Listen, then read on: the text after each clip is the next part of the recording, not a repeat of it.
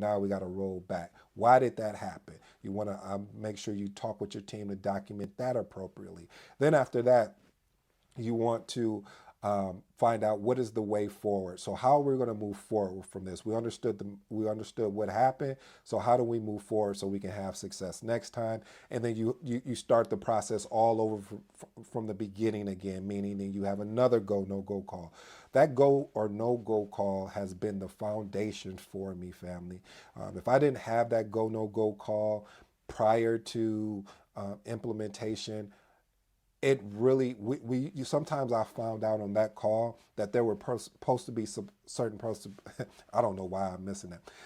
When I had that go or no go call, there were certain people that should have been on that call that I wasn't aware of, and then someone brought it up. Was like, hey, why is Jan not on this call? I'm like, oh, Jan needs to be here. I reach out to her. Hey, Jan, do you think, I know it's last minute, would you be able to join that call? We need your expertise. So that's why it's important to actually have a go or no go call. So, family, I hope you enjoyed today's content. Hope you got something out of it today. I'm your boy ED. Until next time, I'm out.